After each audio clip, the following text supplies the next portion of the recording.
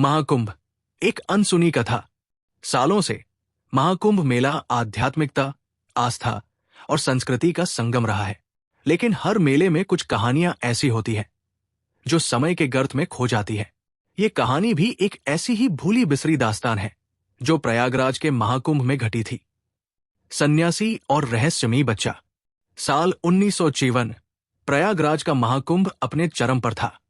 देश विदेश से आए संत, साधु, तपस्वी और श्रद्धालु गंगा, यमुना और अदृश्य सरस्वती के संगम में डुबकी लगाकर अपने पापों से मुक्त होने की कामना कर रहे थे। इसी मेले के बीच एक वृद्ध सन्यासी, जिन्हें लोग भक्तानंद बाबा के नाम से जानते थे, अपने शिष्यों के साथ पवित्र घाट के किनारे ठहरे हुए थे। बाबा एक रहस्यमयी तपस्वी थे जिनका जीवन योग साधना में बीता था। वे एक सिद्ध पुरुष माने जाते थे और उनकी भविष्यवाणियां कभी असत्य नहीं होती थी। एक दिन जब कुंभ मेला अपने पूर्ण शिखर पर था, भक्तानंद बाबा अपने शिष्यों के साथ गंगा स्नान करने निकले। जैसे ही वे जल में उतरे, एक विचित्र दृश्य देखा। भीड़ के बीच एक नवजात शिशु जो बिल्कुल अकेला पड़ा था।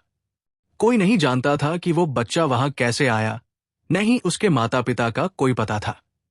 बच्चे का रंग अत्यंत गोरा था, उसकी आंखें नीले रंग की थी और उसकी हथेलियों पर एक रहस्यमयी चिन्ह था, त्रिशूल और ओंकार का सम्मिलित स्वरूप। भविष्यवाणी का रहस्य। भक्तानंद बाबा ने बच्चे को गोद में उठा लिया और उसे ध्यानपूर्वक देखने लगे। तभी उनकी आंखें चमक उठीं और वे एक गहरी तंद्रा में चले गए। कुछ क्षणों बाद उन्होंने कहा, यह कोई साधारण बालक नहीं है, यह सृष्टि के एक गूढ़ रहस्य का संदेशवाहक है। इस बालक की कथा समय के साथ प्रकट होगी, परंतु आज इसे इसकी नियति के अनुसार भेजना होगा। बाबा ने अपने एक शिष्य गोविंद दास को आदेश दिया कि वो इस बालक को पास के एक आश्रम में छोड़ आए।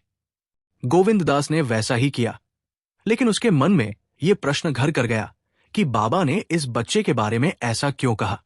अघोरी साधुओं का प्रकोप। उसी रात महाकुंभ में कुछ अघोरी साधु प्रकट हुए। उनकी वेशभूषा साधारण संतों से अलग थी। वे भस्म लपेटे हुए, खोपड़ियों की मालाएं पहने हुए थे। उन्होंने भक्तानंद बाबा के शिविर में आकर एक प्रश्न किया, वो दिव्य शिशु कहाँ है? बाबा ने शांत भाव से उत्तर दिया, जो नियति में लिखा है वही होगा। तुम जिस बालक की खोज कर रहे हो वो तुम्हारे हाथों की पहुंच से बाहर है।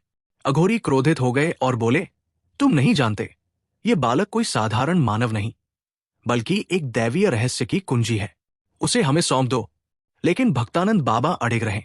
उन्होंने अपनी माला से एक मंत्र उच्चारित किया, जिससे अघोरियों की शक्ति क्षीण होने लगी। वे क्रोधित होकर बोले, ठीक है, जब समय आएगा तब ये बालक स्वयं अपने उद्देश्य को पूरा करेगा, परंतु ध्यान रखना, ये पूरी सृष्टि को हिला देगा। समय का चक्र। समय बीतता गया।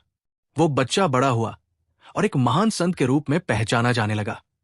उसकी भविष्यवाणियां सत्य होती थी और उसकी साधना विलक्षण थी। कहते हैं कि उसने एक दिन संपूर्ण सिद्धि प्राप्त कर ली और अचानक अंतर्ध्यान हो गया। महाकुंभ में गूंजती कहानियां बताती है कि वो बालक स्वयं शिव के आशीर्वाद से जन्मा था और उसकी उपस्थिति महाकुंभ में एक विशेष उद्देश्य से हुई थी। आज भी जब महाकुंभ का मेला लगता है, कुछ साधु और योगी कहते हैं कि वह दिव्य बालक अब भी किसी रूप में इस संसार में विद्यमान है और जब समय उचित होगा वो पुनः प्रकट होगा। ये कथा केवल एक कहानी नहीं, बल्कि महाकुंभ की रहस्यमयी और आध्यात्मिकता से भरी दुनिया का एक झरोखा है। कौन जानता है, अगली बार जब आप महाकुंभ जाएं, तो किसी अज्ञात कोने में आपको भी कोई ऐसी ही दैवीय उपस्थिति का आभास हो जाए। धन्यवाद।